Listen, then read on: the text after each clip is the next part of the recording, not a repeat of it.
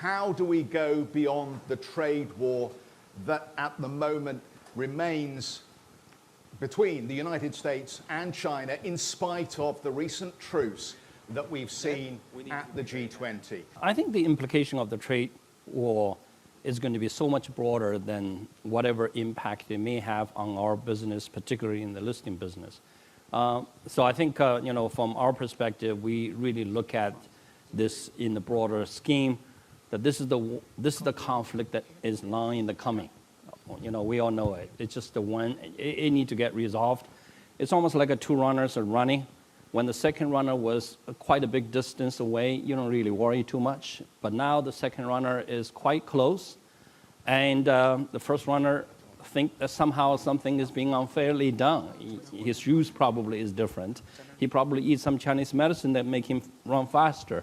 Whatever is the reason, the first runner no longer feel comfortable that this is actually inevitable, is going to happen, that the second is to become first. So this, either you can run much faster so that you can create the distance again, or you have to find a way to slow the other guy down, particularly if you believe the other guy is being unfair in whatever perception that you have. So I think we all watching this. I think maybe we're hopeful they can do multilaterally. I don't think it's going to happen. America knows that this is the only moment in history that they can do something about it, and we just had, the one thing that I don't quite understand and I don't quite see for sure is what America really wanted, or which American wanted what. And, I think in terms of three levels. If you think about trade, it's just all money issue. Anything that can be settled in money for the Chinese is not a big deal. We can sort it out, right? So from a trade perspective, we strike a deal. The second level is more behavior change that America wanted China to change. This and that, intellectual property. This is almost, sometimes it's like China need to stop drinking and smoking.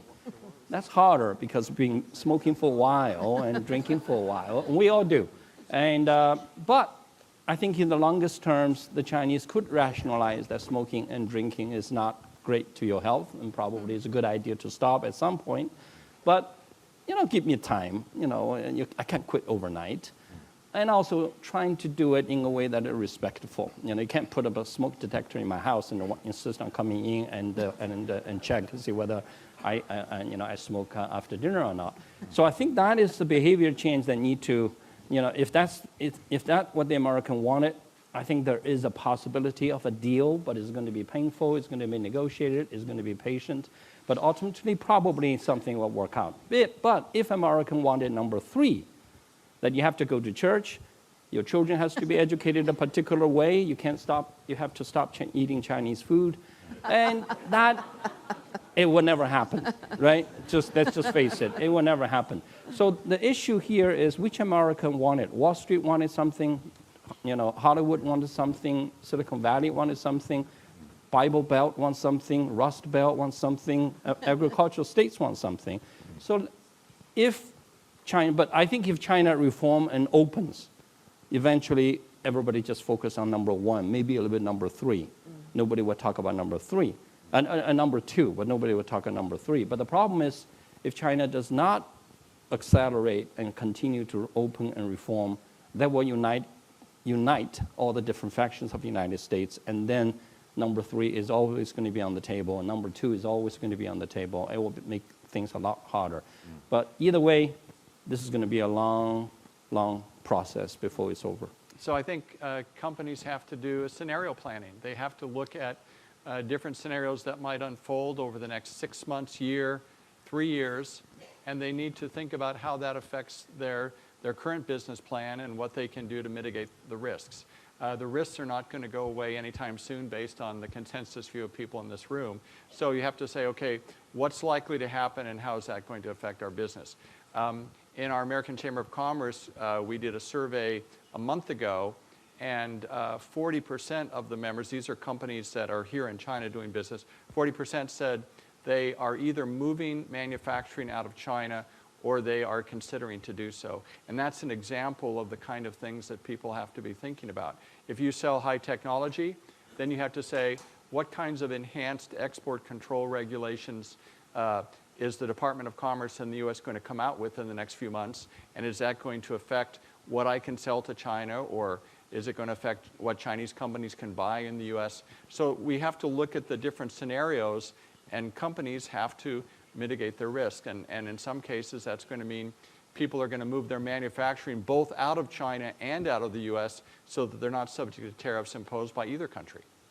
Anything that can easily be moved on the margins are already happening. Anything that can happen that does not evolve a large part of the supply chain that you can independently move, people already begin to think about it. But anything that is deeply wedded into a very complicated global supply chain, it's very hard to move because you can't move independently. You have to really coordinate it with the entire parts of the overall supply chain. But the key here is not what the company wanted to do. The key here is that we are dealing with, for the first time as an industry, a governmental, institutional way of the old way is breaking down. You know, now we are ruling everything by Twitters now. So the companies have to really wake up every day, look at the Twitter. I think CNBC is no longer really the first thing they look, right? I think that, you know, they will be looking at Twitters first. The 60 million follower, you know, many of them are companies that are looking for policy guidance in the morning. So I think that obviously Twitter can change every other couple of weeks. So therefore, there's also going to be a significant development on people's expectations because people have to develop some reliable way of being able to rely on policy. So if you said, if you keep on doing this, the government will do that. If you keep on doing that, the government will do that. Then you can start to really develop internal processes to cope with it.